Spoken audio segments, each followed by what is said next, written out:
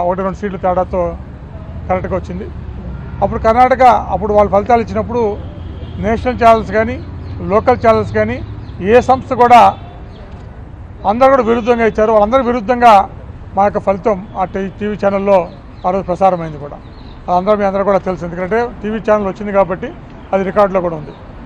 కానీ మొట్టమొదటిసారిగా ఫలితం తారుమైంది. నేను కూడా ఆలోచనలో పడ్డాను ఏమైందా అని చెప్పి. గత నెలల నుంచి కూడా సుదీర్ఘంగా నేను కూడా ఆలోచించడమే కాకుండా పరిశీలించాను, అనేక రకాలుగా సమాచారం సేకరించాను ఏమైందా అని చెప్పి. ఎందుకంటే అనేక అనుమానాలు వచ్చినాయి. అప్పుడు కూడా నేనేం మాట్లాడకపోయినా మీడియాలో కానీ లేకపోతే రాజకీయ నాయకులు కానీ అనేక అనుమానాలు లేవనెత్తుకుంటూ వచ్చారు.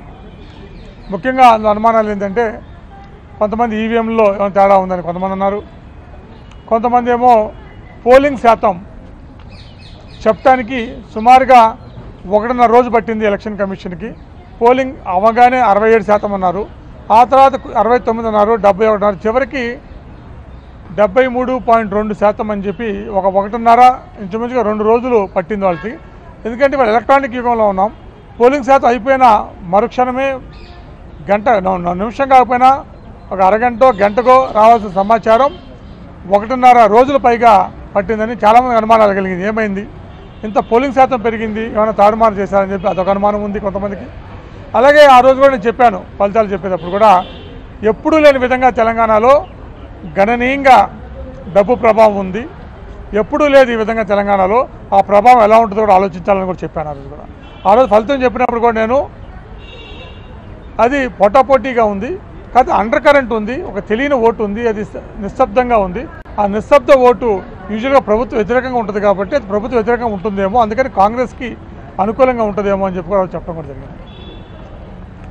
సో ఇవన్నీ పరిణామాలు, ఇవన్నీ అనేక అనుమానాలు ఉన్నాయి. అలాగే వీవీప్యాట్లు లెక్కించమని చెప్పి అనేక నియోజకవర్గాల్లో అడిగారు కూడా. ఉదాహరణకు ఇబ్రహీంపట్నంలో కూడా అక్కడ 2 ఈవీఎంలు లెక్కిస్తే రెండిటిలో కూడా ఈవీఎంల కంటే కూడా వీవీప్యాట్లో ఇండిపెండెంట్ అభ్యర్థికి ఎక్కువ వచ్చింది. సో మొత్తం లెక్క పెట్టమంటే ఆ రోజు లెక్క పెట్టలేదు, ఇప్పుడు దాకా లెక్క పెట్టలేదు, కోర్టులో నడుస్తూనే ఉంది. ఇవాళ కోర్టులో ఏదైనా ఫలితం వస్తుందని చెప్పి నేను కూడా ఎదురు చూశాను. ఇవాళ మళ్ళీ ఇది ఫిబ్రవరి 7కి వేశారని చెప్పారు. ఎందుకంటే ఏదో ఒక వీవీప్యాట్ కానీ లెక్క పెడితే అట్లీస్ట్ మనకేదో అనుమానాలు ఉంటే నివృత్తం చేసుకోవచ్చు కదా అనే ఉద్దేశంతో కూడా.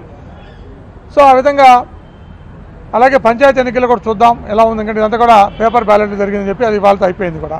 అలాగే ఫలితాల్లో కూడా చూసాం, అంటే అసెంబ్లీలో వచ్చిన ఫలితాలకి పంచాయతీ ఫలితాలు చాలా తేడా ఉంది. యూజువల్గా అయితే ఆ ఫలితాలు చూసినాక పోటీ చేయడానికి కూడా ఎవరికి ముందు రారేమో, అసలు ఎక్కడ కూడా అపోజిషన్ అనేది ఎక్కడ కూడా కనపడదేమో అనుకున్నా, కానీ గణనీయంగా అపోజిషన్ బలం పెరిగింది. ఎంత పెరిగింది అన్నది మీకు లెక్కలు తెలుసు, ఎందుకంటే లెక్కల్లోకి వెళ్ళదలుచుకోలేదు. ఖచ్చితంగా అసెంబ్లీలోకి వచ్చిన దానికంటే కూడా అక్కడున్న పర్సంటేజ్ కంటే కూడా అప్పుడున్న సీట్ల శాతం కంటే కూడా పంచాయతీ ఎన్నికల్లో గణనీయంగా అపోజిషన్ పార్టీలు పెరిగింది.